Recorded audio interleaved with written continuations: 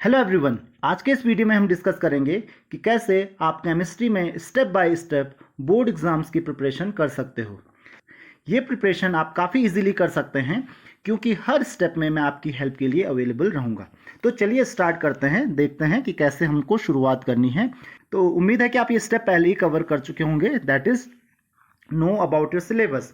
आपको अपने सिलेबस के बारे में जानना है क्योंकि आप जानते हो कि इस साल आपका सिलेबस रिड्यूस हुआ है।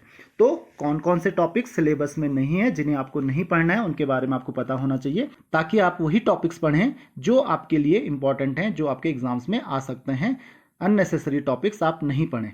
अगर आप अभी तक अपने सिलेबस के बारे में अच्छे से नहीं जानते हो तो उसके लिए मैंने आपके लिए एक वीडियो बनाया है।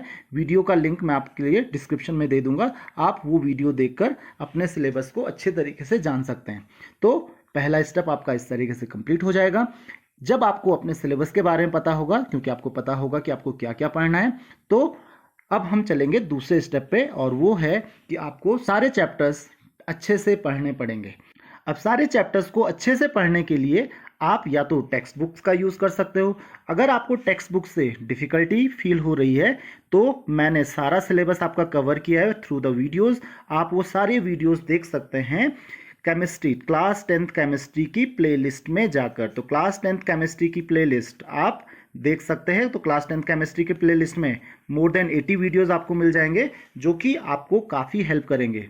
अगर आप इन वीडियोस को देखना शुरू करेंगे तो हार्डली 3 to 4 डेज में आप इन वीडियोस को कंप्लीटली देख चुके होंगे। ध्यान रखिए क्योंकि मैंने ये सारे वीडियोस जो है सिलेबस आने से पहले बनाए हैं, जो रिड्यूस सिलेबस है, तो इसलिए आपको कुछ टॉपिक्स ऐसे मिल सकते हैं जो इस साल सिलेबस में नहीं आने वाले, इसलिए आपको सिलेबस के बारे में पता होना चाहिए। आपको यहाँ पे हिंदी और इंग्लिश दोनों लैंग्वेजेस में वीडियोस मिल जाएंगे। तो जिस लैंग्वेज में आपके लिए कंफर्टेबल है आप उस लैंग्वेज में वीडियोस देखिए ताकि आपको सारे टॉपिक्स अच्छे से समझ में आ जाएं। अब इन चैप्टर्स को किस तरीके से पढ़ना है, तो मैंने आपका जो सिलेबस है इसको 3 पार्ट्स में डिवाइड किया है। फर्स्ट होता है आपका फिजिकल केमिस्ट्री, जो कि बहुत इजी होता है। इसको अगर आप एक बार अच्छे से पढ़ लो तो ये काफ़ी देर तक आप इसको रिटेन कर सकते हो। इसमें कौन से चैप्टर्स हैं? पहला आपके पास periodic properties and variation of properties.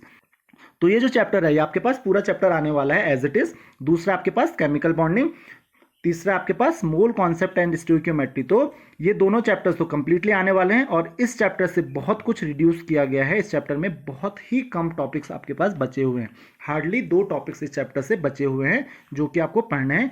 और चौथा है इलेक्ट्रोलिसिस। ये टॉपिक भी, ये चैप्टर भी आपके पास पूरा आने वाला है एग्जाम्स में।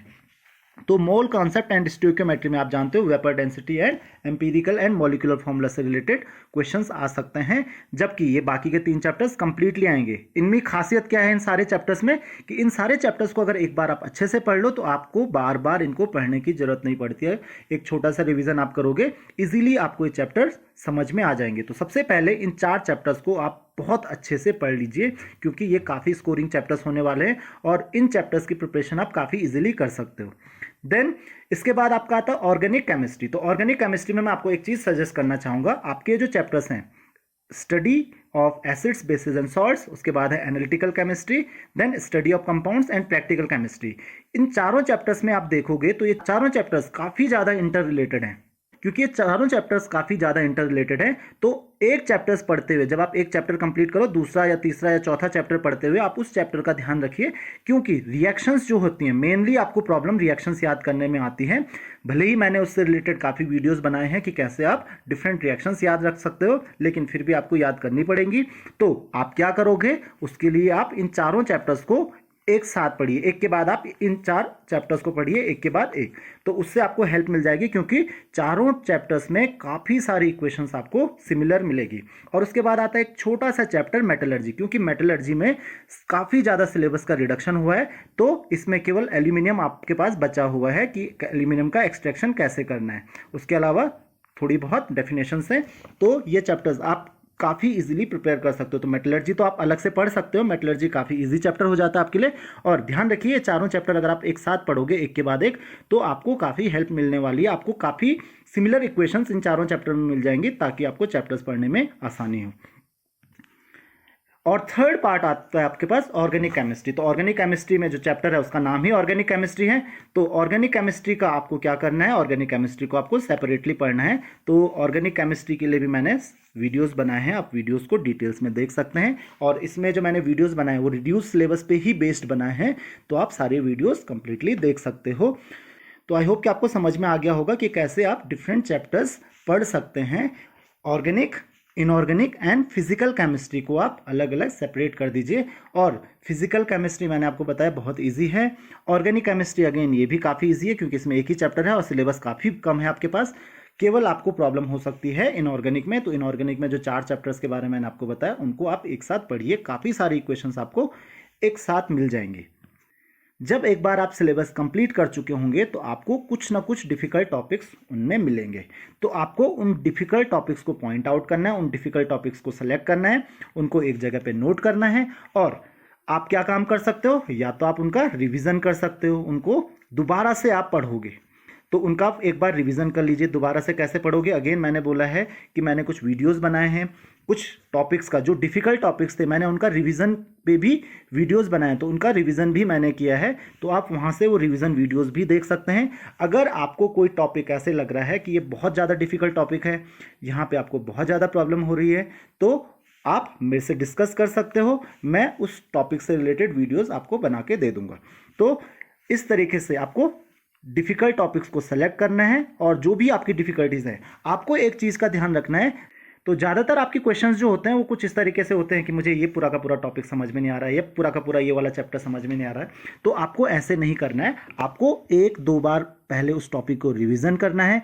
आपको अपनी प्रॉब्लम्स को लेके स्पेसिफिक होना है कि आपको इस टॉपिक में प्रॉब्लम क्या हो रही है। आपके साथ कॉन्सेप्ट के साथ प्रॉब्लम है, या फिर आपको कुछ गलत लग रहा है, ये टॉपिक ऐसा लग रहा है कि हम कुछ और समझ रहे हैं, इस टॉपिक में कुछ और लिखा हुआ है, आपका कोई कन्फ्यूज़न है उस टॉपिक से रिलेटेड। तो आपको उस टॉपिक से रिलेटेड जो भी प्रॉब्लम्स हैं, अपनी प्रॉब्लम के बारे में आपको बहुत स्पेसिफिक होना है। आपको ये पता होना चाहिए कि प्रॉब्लम क्या हो रही है, समझने में प्रॉब्लम हो रही है, कॉन्सेप्ट समझ में नहीं आ रहा है।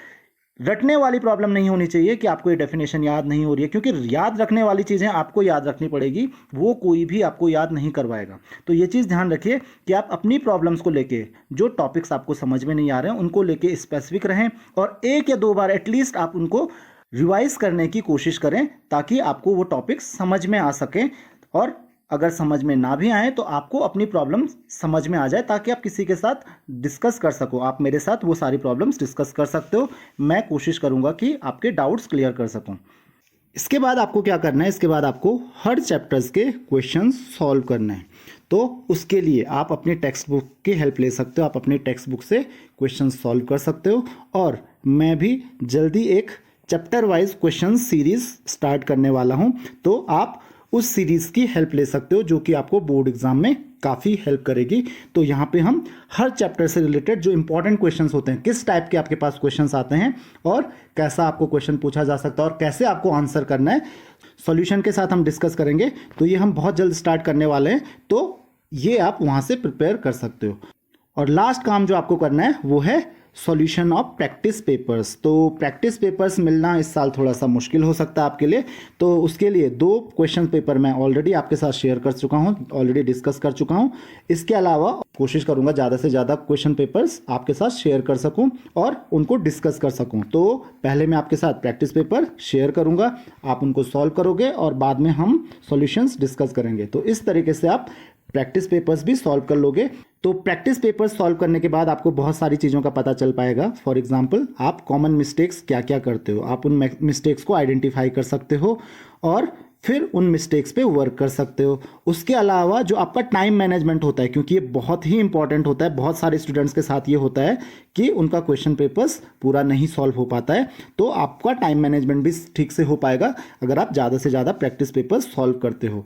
तो मैं कोशिश करूँगा ज़्यादा से ज़्यादा प्रैक्टिस पेपर्स आपके साथ शेयर करने की, और इसके बाद आप कंप्लीटली प्रिपेयर्ड रहोगे बोर्ड एग्जाम्स के लिए।